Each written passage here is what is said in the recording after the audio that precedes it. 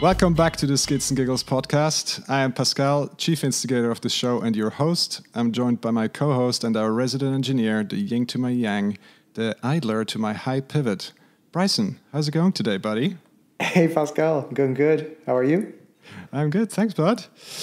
We've been talking quite a bit about bike racing already, and there has been some exciting stuff happening here in Switzerland. I've been pretty transparent about my love for racing, but what about you, Bryson? Are you keen to get amongst it from time to time? Between the tape, I'm not so sure you'll find me, but I could be coaxed into doing one of the team ones or just something a little bit more casual. I tried racing a bunch early on because I thought I had some skills, but there's nothing like a good all race to show you're not fast, but actually I had a lot of good times. And then I ended up doing the BC Enduro series when I was back in Vancouver, and had such a good time. I liked the organization so much that I became a volunteer. So I did the race sweep and some of the pre-event host type of organization with the number boards and yada yada. And I did that for a season and a half with them, just kind of casually coming and going, and then maybe a race in between or something like that. But yeah, it's a good vibe. Nice. Well, the good news is that we have a new race series to get excited about here in Switzerland in the form of the Swiss Enduro series that was recently launched. And what better way to find out what it's all about than inviting the guys on? That's why we have Remy, Allemann, and Gian-Luca Hurni today. Welcome to the Skids and Giggles, guys. How's it going? Hello. I'm going very well, thank you. Yeah, me too. A good day of riding behind us, so such a big smile on our face, and a good race on the weekend as well. Guys, we also have to thank you for doing this podcast in English. It means a lot to us to be able to do this, and we thank you very much in advance. Before we get to it, let's just get some business out of the way and briefly mention our social and where you guys can find more information about the Skids and Giggles podcast. We are currently most active on Instagram, where you can skid right into our DMs and follow along at Skids and Giggles. And you can find our website with all the relevant links and info under the URL skidsandgiggles.com. Also, if you guys like what we're doing and want to follow along, just give us a follow on Spotify. Hit subscribe on Apple Podcasts or wherever else you listen to great podcasts. Right, guys, the first round of the Swiss Enduro series in Lenzerheide is behind us. I had the pleasure to be part of it. But before we get into that, I wanted to know and hear from you guys what your thoughts were. What was the feedback? How did it go? Are you happy? Yeah, very happy. We've had fantastic weather, lots of smiles on the riders' faces when they came in after a big day on the hill. And just, yeah, it was very well received. A lot of very positive feedback on all different aspects, on the organization side of it, on the trails as well. So yeah, very happy. Okay, and maybe what was the highlight from your perspective? From my perspective, it was the shower of Mel cider for Remy special. For me as well, it was a great pleasure. Huge thanks to these people who have done it, because it was like a symbol for that we have done our job more or less the right way, and that it was a big highlight for me. And for you, Remy? I enjoyed watching the under 15 come into the finish area with their dads or their moms, because they were accompanied by their parents or also by their big brother or big sister. And yeah, that was just priceless, seeing them finishing the race and having fun with each other on the trails. So that was pretty cool. Okay, that's awesome. Yeah, I thought it was echoing some of the feedback that you just mentioned. I mean, I thought the course was great design. There was challenging enough for everyone, from the elites to the hobby racers like myself to the U17s and U15s. as you said, the weather was fantastic. So great days to be out on the bike. So that's always a good time. And the atmosphere was great. It was, of course, Switzerland, we're in a lucky position that we can have events again, and people are obviously enjoying it and enjoy hanging out together. And so that was really a really great time. And thanks guys for the event. It was awesome. Thank you for joining in. So of course this is the first race in a series of events. I think this year there's at least one other race planned. So what were the kind of the takeaways or the key learnings for the next race from the first one? I think the whole organization, and it's another role. We are organizing the EWS in Zermatt, or this year in Montana, but then there we are the local organizer, and the EWS, the team around Chris Ball, is doing our role as on the world level, and we must learn how they act and how we have to act in our events at the Swiss Enduro Series. And I think that's a key takeaway, because we can not do all the local organizer stuff and our stuff, but we've got a really good local organizer in Lenzerheide, who have done their job really well. And on Friday and Saturday they've done it. They've shuttled all the volunteers and so on, and this makes for us the race more easy and more comfortable, and then we could do our stuff. But the process is a learning process, and that's my biggest takeaway. For you, Remy? My biggest takeaway is that I have to learn how to use a walkie-talkie, because I had a little bit of a mishap.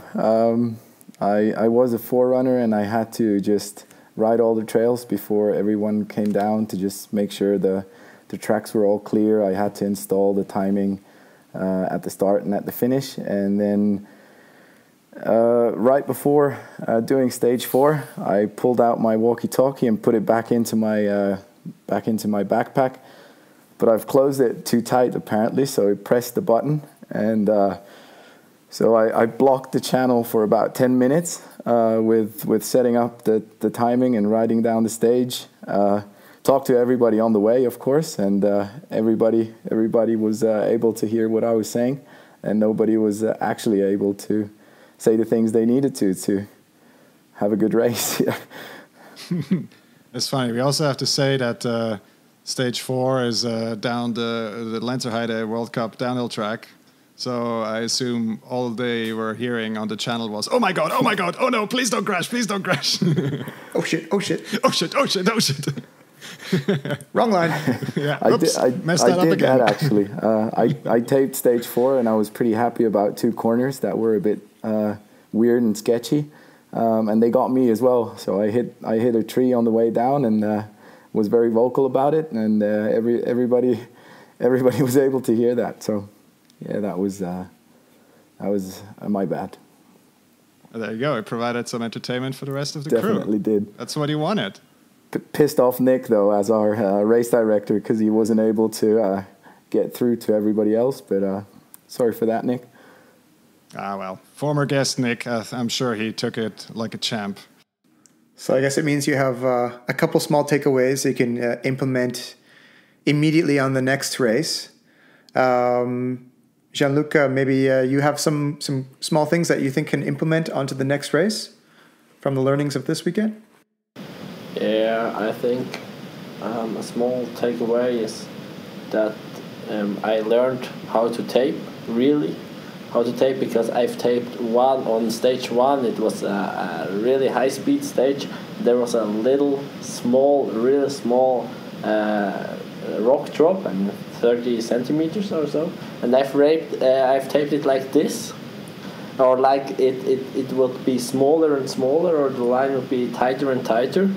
And then I rode it, and it was so dumb because it was so tight. I mean, the bar was 80 centimeters, and the tape was 80 centimeters, Yeah, and then I said to Remy, can you go and take this away? It was so dumb, and I think that's a small takeaway for me too. Well, I guess with the tracks, it's always you always have your own perspective, and you look at the track and the taping your personal way and how you ride, and then of course you add 400 other riders or however many it was, and everyone takes a different line and finds the insides or the smoother way around as it was, but yeah, I think they certainly on stage one, I think they cleaned out the forest a little bit and cut back some of the grass to make it more passable. Certainly the difference between practice and the race, you could definitely see how many racers already went through the second time you came around, and it was just it was interesting to see how how the track developed over those 2 days. Back to your taping technique, Gian-Luca. I understand that, yeah, probably if you're going to get going faster and faster, getting a narrower and narrower track is definitely going to be way challenging. But I've actually seen this technique used on tracks that become easier as you go. So maybe you're not going as fast, but the track kind of becomes more open or flatter. Then they tape a little bit narrower, so it gives you this extra challenge. If you don't have the challenge of the terrain, you have that challenge of trying to navigate the tape. So it's one aspect you could use again in the future in a different way. I think the taping is shaping the trail, or you can, like Remy did an awesome job on stage 4. All were thinking, oh no, straight line, high speed and so on. But with his taping technique and the help of the bike park and the shapers of the bike park, thanks to Philip and his team, they could do this to an awesome enduro track and to a gnarly one. So yeah, I think with taping you can change the character of a trail, and then a not so funny trail to ride without tape can be really, really funny. Or yeah, it shapes the character of the whole trail. Absolutely, and definitely on stage 4. Yes, when you hear a World Cup downhill track and you remind yourself of the picture you've seen on TV and crazy road gap and all that high speed, big jumps and all that sort of stuff. I mean, none of that was in the stage because you took all the slightly off the main line side lines and added some taping to make it more a bit more low speed, I assume, and a bit more challenging and passable for everyone, I guess. But overall, what in terms of the course, if we want to go a little bit into that, what was the spirit of the course that you tried to follow? Were you kind of free in terms of choosing your tracks, or was there some restrictions? Well, we usually go into, or we usually we've done it this time because it was our first race, and we'll do it again for our next races. We visit the tourism destination, and we look at all the trails and tracks, and we give them some feedback on them, and we give them our wish list, what tracks we would like to use for the race. But then they also have a say in it, and they tell us what tracks they want to show people, because to them it's kind of like a shopping window for people to have a look into the destination, and then hopefully maybe come back or tell their friends that it's actually a cool place to ride bikes. So they get a say in what trails they want to use as well. And then of course there's limitations by law, I guess, or by the commune. There's a lot of different stakeholders in a destination that might be happy or unhappy if we use a trail. So it's kind of like an ongoing discussion all the way up until the race, what trails we're able to use, and then we'll just do the best we can with taping to make it a very, very fun course. And I think we got lucky in a way that Lenzerheide gave us very different trails. So we had first stage was very fast, pretty natural, a lot of roots, even a couple of very small rock slabs in the middle. So that was quite easy. We didn't have to do much with taping. We just let people choose their own lines and taped it pretty wide. Stage 2 was high alpine style. It was a hand-built trail, but the views were absolutely spectacular. And it was long as well, so that was definitely physical, maybe more so on the arms than the legs. Then stage 3 was a mix between two trails. First trail was again hand-built and had a lot of corners, but then we mixed it up with a second very short trail, but very fun trail, I think. That was flatter, a lot of pedaling in the beginning, and then a fast ending. And yeah, stage 4 was a World Cup downhill track, so not much more to say than that. So yeah, very, very diverse, and we were very happy with the outcome. Remy, earlier you just mentioned about the U15 group. Now, I haven't seen a youth or non-adult category in enduro racing. I mean, I don't follow it so intensively, but that was kind of it was news to me when you said a U15 group, and obviously there's young racers out there, and that's really cool. And I think it's also cool that you guys are fostering the chance for young racers to get out there and participate. And how is it that you created a format that allowed younger racers? So was it with their chaperone, like an older brother and sister racing with them, or is it just them following them along with the stages, like meeting them at the ends or something like that? It was very important to us in the series to have a junior category, but we were aware that enduro is a dangerous sport, and you kind of go out into the wild, so it's not very easy to just manage the whole situation. So we felt like we really shouldn't leave the under 15 out on the hill alone. So we came up with the idea to just let them ride in pairs. Whether it's the kid in front or the kid in the back, doesn't really matter, or we didn't do any rules according to that. For us, it's not about the time or the racing. For them, it's more of like the experience to ride an enduro course. That's why we also put girls and boys together. We feel like that just gives a cool mix of just young kids having fun on bikes. And we just want to have somebody with them, whether it's their parents or their big brother or sister, or also a cousin, whatever it is, a good friend. But just to make the experience more safe, but also more fun. I've mentioned before that just to see the kids' faces, but also the dads or moms' faces to finish the course with their kid was a very special experience to them. So yeah, I think it's a good way to get them closer to a sport which is what I think pretty hard to get into as a young kid.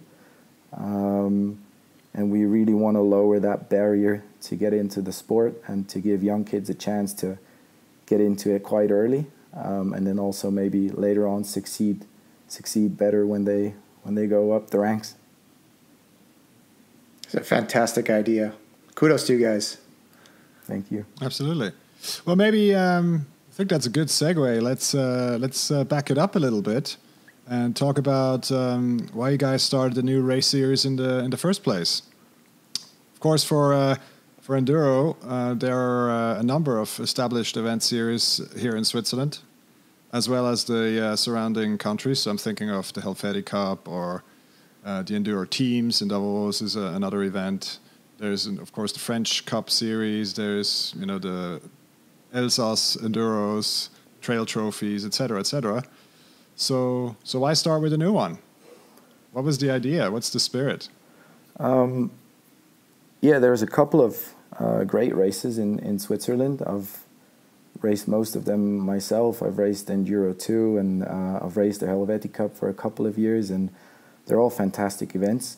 But what we've seen organizing the EWS is that there's not too many race series that follow the same structures or operations in Switzerland, and the Frenchies or the Italians or the Brits, they usually come in way more prepared, especially in juniors. And we just felt like it'd be cool to have like a mini series with the same structures and rules to just get people acquainted to that kind of enduro racing.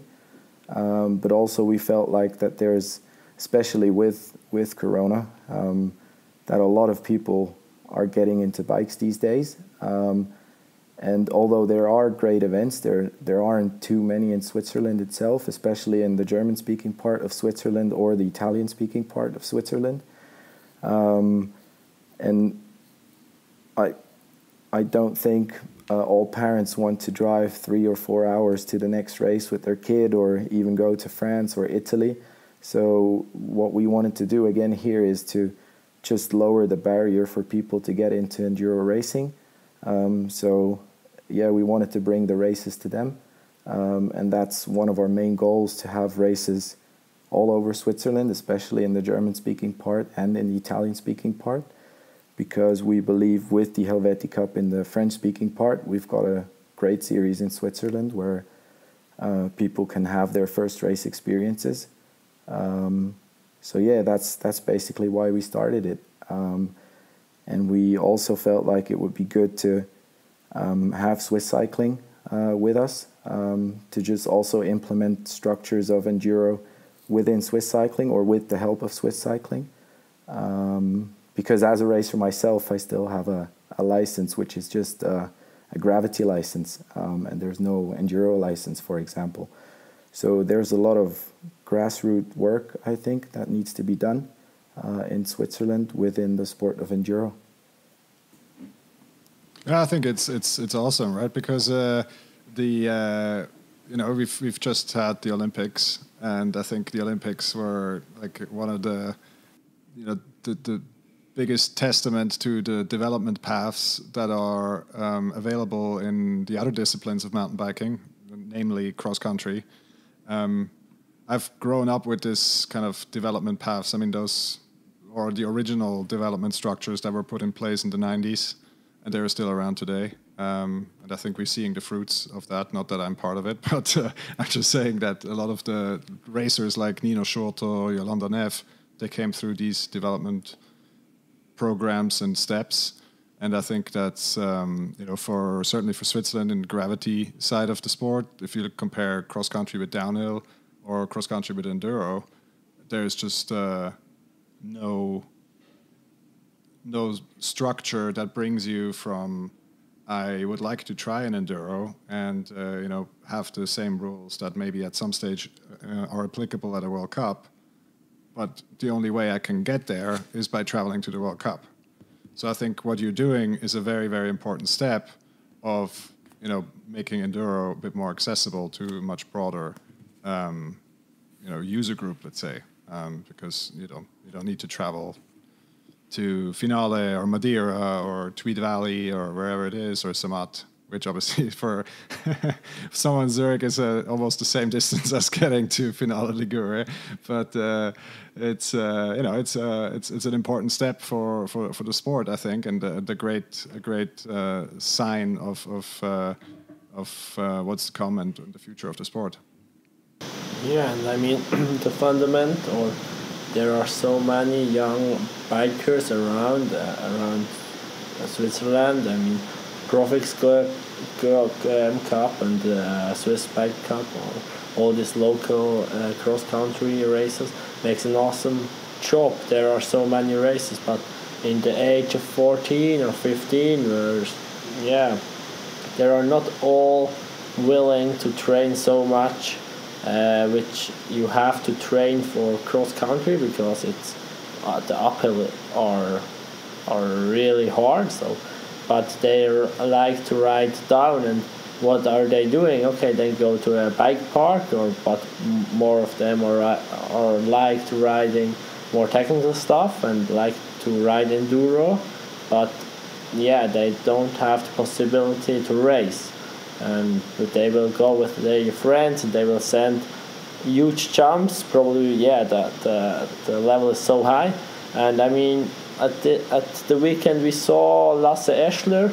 He won under 17. He's one of the best four in his category in cross country, but he get top 8 of overall of all elites and so on, and that was impressive. I mean, he's 15 years old, and yeah, if he will do a good way and if he will get the same structure like in the national team or so, then he can get to the top. But that's a little bit like hypothesis, but probably it will work out.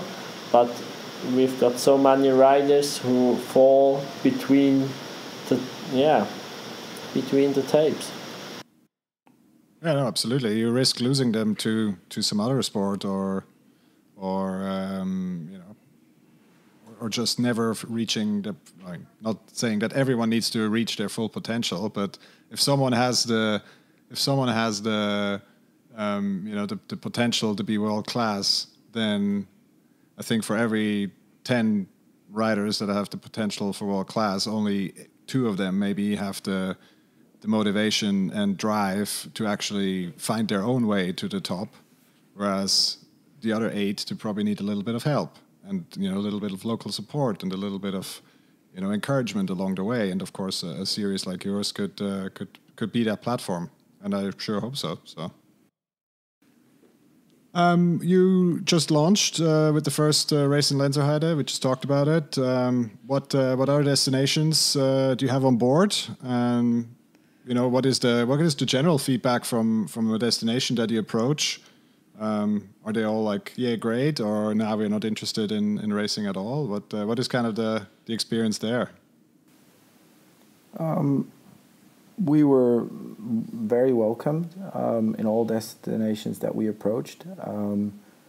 There was a lot of interest, but most destinations were a bit scared maybe as well. They didn't really know what enduro was or what they need to provide to have an enduro race. Most of the destinations were a bit hesitant because they weren't sure if they've got enough infrastructure in the form of trails. So this year we've been visiting a couple of destinations to have a look at their trails and discuss possible courses with them. And yeah, they were very interested. So we're excited what the future holds for us. This year we're going to have a lot on our plate with the Enduro World Series in Crans-Montana in 3 weeks' time. So there wasn't much time to do another round of the SES, but we still managed to get one in, which is Lötschental on the 10th of October. And yeah, so that's going to be the first year of SES. It's more of a pilot project for us this year, and we're starting with 2 races, but we're actually able to hold the Swiss Championships, which we're very excited about as well in Lötschental, and then we're looking to put on some more races on the calendar for next year. I heard you mention the Italian-speaking region. Were you just dropping a little bit of a foreshadow bomb there? Maybe something in the works for next year? Yeah, definitely. I feel like the Italian-speaking part unfortunately gets left out every now and then in different areas. It's usually all centered to Zurich, Bern, and the big destinations in Valle or the Grisons. But there's also a couple of very fast riders coming out of Ticino, and I remember going to Monte Tamaro every year, right around Easter, for the first IXS Downhill Cup of the year, and I've always enjoyed racing in Ticino, and I think we can manage to have a race in the Italian-speaking part hopefully next year. That's something to look out for sure. Another interesting thing I observed with the SES is, of course, that you've managed in your first season already managed to pull off an outside of the industry sponsor with Subaru. I think it's always a sign of the health of a sport if you can attract an outside sponsor. But quite in general, how was the reception of other partners of the new race series? Was there good interest, or was there a bit of skepticism? Yeah, the interest was quite big. We talked with many companies and with not only industries. At the end, there are few industries partnerships, but I mean, if the industry will not stand behind us, then we have to rethink our project. But the echo from the industry was quite overwhelming. I mean, with Santa Cruz, Norco, and bikes, we got 2 big international brands and a big Swiss brand. I think that's a good issue. And with Subaru, we are really glad to get them on board. Because they providing us a perfect vehicle for a race. I mean, these days, the last days, Subaru was our best helper out. I mean, a Subaru on a road and on a fire road, it's really fun to ride as well. We have to say this. I think we can say this. But then what makes me happy is that we get not only the big brands behind us, but also the small ones, the small import distributors, like a small suspension distributor, which is not so famous, the EXT, for example, but also our clothes, Enduro, all our partners. I forgot many of them to mention. Sorry for that, but.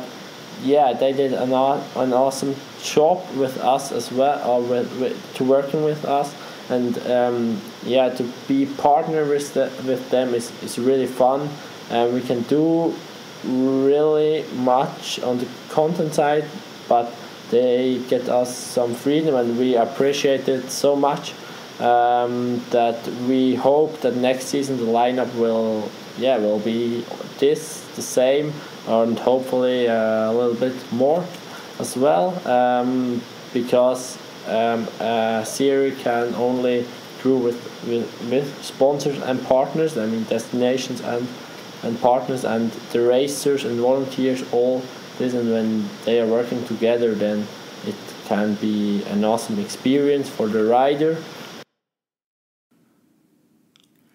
And you mentioned the importance of having smaller sponsors or kind of lower tiered sponsors. And I guess this is mostly catered to like these smaller private companies and not these larger international ones. What's your opinion on why it's so important to have these smaller, probably local companies joining SES as opposed to more international brands?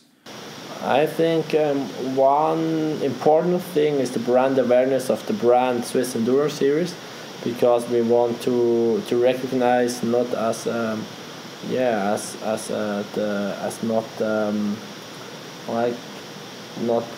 big and like from a big distance or long distance. We want to see and know each other, and I think that's easier with small companies.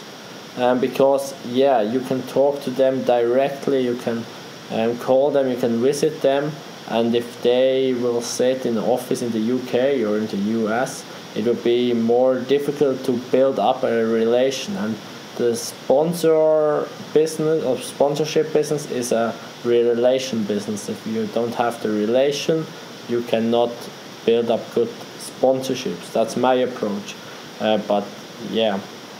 Because then I think it's important to have these small brands or distributors on board as well, and they are opinion leaders or in the community and so on. If someone is is distributing forks and is in the bike club of this town, and he likes the idea he will get other people to like the series and so on. I mean that's really important. Okay, and it's also very good, in terms of your sponsorship portfolio. It's obviously also helpful to have kind of a balance between big name sponsors and a number of smaller sponsors. So if there is any change, then not the whole sponsorship construct implodes. So that's some sensible risk management, if I may say so. All right. Maybe a little a controversial question. I have it in my notes here. I always say that the cynical view of the EWS is that it's basically a high-end travel company for catering to the EWS 100. Are you planning to do the same with the SES, or how do you stand to that accusation? I think it's partly true, but not in a bad way. I do think that an EWS race promotes a region hugely within the mountain biking sector, because on an EWS weekend, the whole mountain bike scene is looking at that destination, and I don't think that's a bad thing for a destination that wants to put a foot forward and give commitment to mountain biking. So yeah, I think it's a great thing, because it also it's one of the biggest appeals for a destination to even hold one of these races. And the destination needs to put in a lot of work to be able to have one of these events. So it's only fair, I think, that they get something back in return. And I guess we're doing partly the same thing, but in a much smaller scale. And it's definitely not our biggest focus or our biggest goal to just sell our race to destinations. We're definitely more looking for destinations to have us in order to be able to provide young talent or free racers, fun racers, a good event to have some fun on mountain bikes. So yeah, I think it should be a good mix in between all of these different aspects. Absolutely agree. I mean, it's I enjoy the traveling with the EWS. Once a year to go to an event that I've done Madeira, I've done Zermatt. I'm going to Pietra this year, so it's always good. It's always a good time. It's super well organized. You show up, you just don't really have to think about much apart from booking your accommodation, and you're pretty much guaranteed some of the best riding in the world, a good time with good people, and as long as the weather plays along, there's really not that much that can go wrong. Mm. And I mean, it goes both ways. Like the EWS is definitely also gaining a lot from these special places they go to, because people know the places already, and then there's an event which is a very easy way to look at trails and discover a new destination. So I think it's a win-win for both of them, for the EWS and the destination. Okay, well, maybe to add a little bit of a personal perspective from you guys. We've talked a lot about racing, and you mentioned that you did do some racing, but are you still involved at this stage? How does your riding look like today? I ride a lot less since we started the project SES, that's for sure. But yeah, I still try to ride my bike quite frequently, and I do a couple of races here and there. I used to ride downhill in juniors, and then I moved over to Enduro together with a couple of friends, and we built a team, and did Enduro 2 and Helvetic Cup, and been racing the EWS for the last 5 years, but just just a couple of events every year, not the whole thing, and still doing that now, but we'll see what the future holds. I'm not getting any younger. Oh, you just get much more relaxed when you get older. That's Sweet. my take on it. Sweet. And you, Gian-Luca? I was more into playing handball, and it's the opposite way of Remy. Since we started this area, I'm more and more into this enduro thing. Before I was more like I loved more last season I loved to hike and bike, for example, and the adventure thing, and I was touring, but this season I only riding trails. But yeah, when I started mountain biking, I said I will never have a race plate on my bike, because handball is my thing to perform, but not on the bike. And I'm always saying I'm better at organizing than riding, but it's not so difficult because my riding is quite not as such on a good level. So but I've registered for the Enduro 2 this year in Davos, but unfortunately we have to go to Gran Montana 1 week before. So I cannot race this year.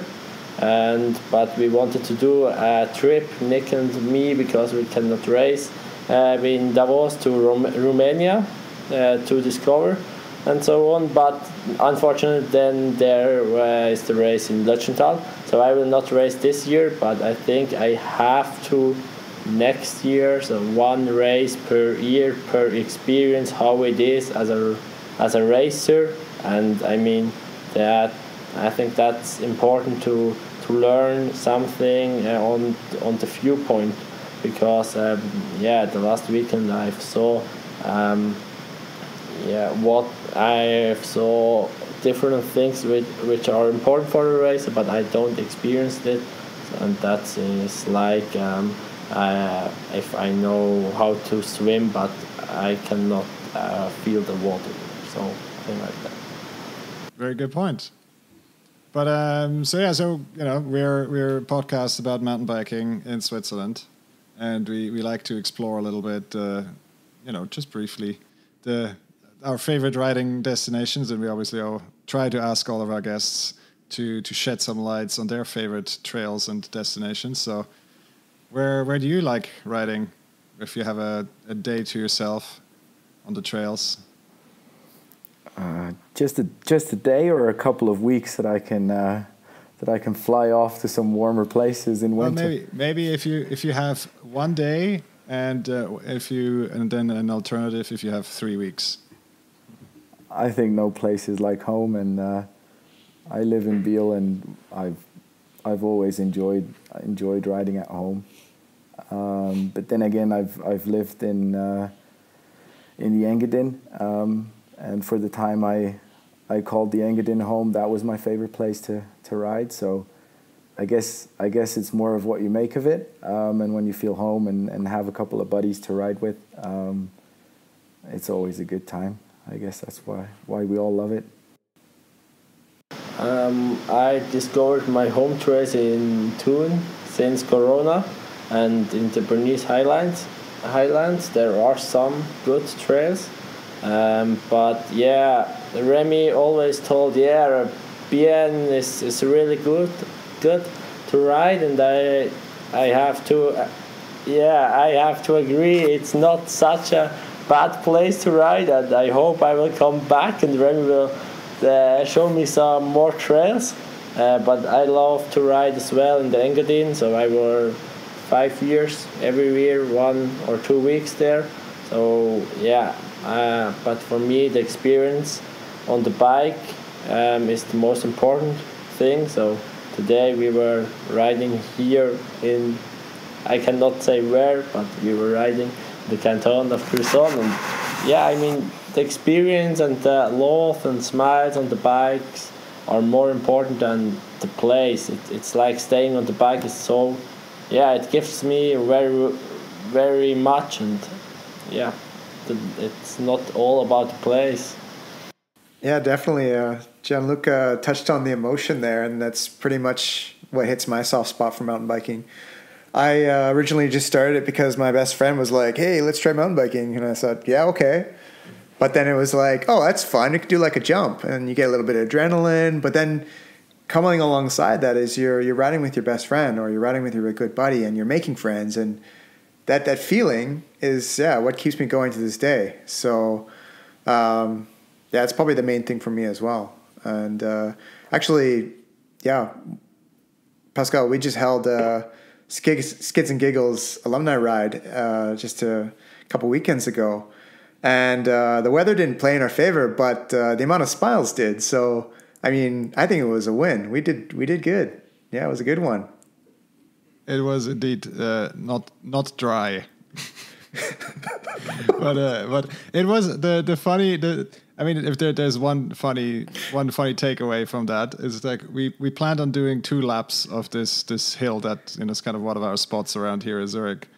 We planned to do 2 laps. It was dry when we started. We go up the first time, come halfway down, starts raining. And of course, optimist that I am, I was like, no, guys, don't worry. That's not the rain. That's just the river flowing through the forest. Anyway, we rode down. 1 minute later, completely drenched.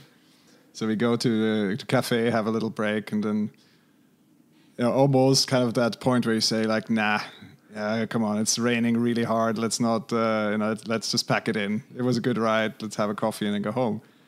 And then all of a sudden, like 2 minutes later, it's like the right kind of people, and it's the right kind of setting, and everyone was like, well, we're an hour away from home, so what else are we going to do? And actually, it's not raining that hard.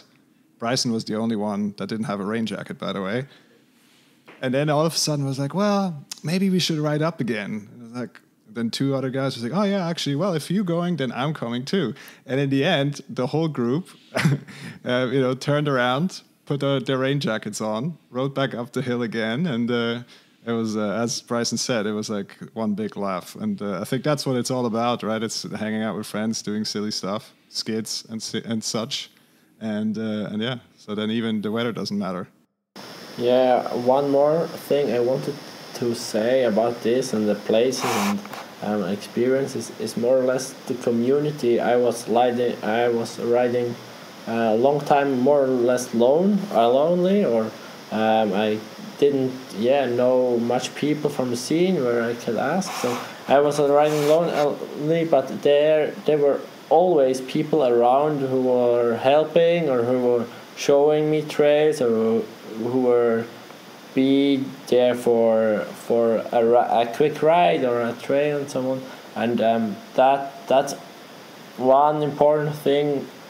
Who I'm thinking the community is more important for a destination and so on than the trails. I think it can make so much also for enduro racing. And if there you've got a good community, then you get a lot of volunteers, and it will create a really good vibe at the event.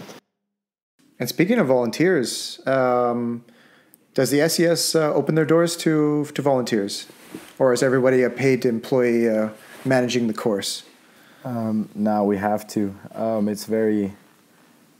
It's very time consuming and very manpower consuming to hold an enduro race. It starts with taping and with just preparing everything for the race, but then you need a lot of marshals.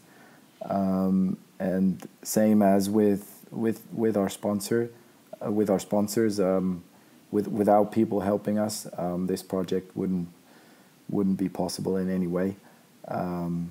So yeah, we need a lot of volunteers that help us out during race weekend, so we can manage everything by ourselves before and after the race.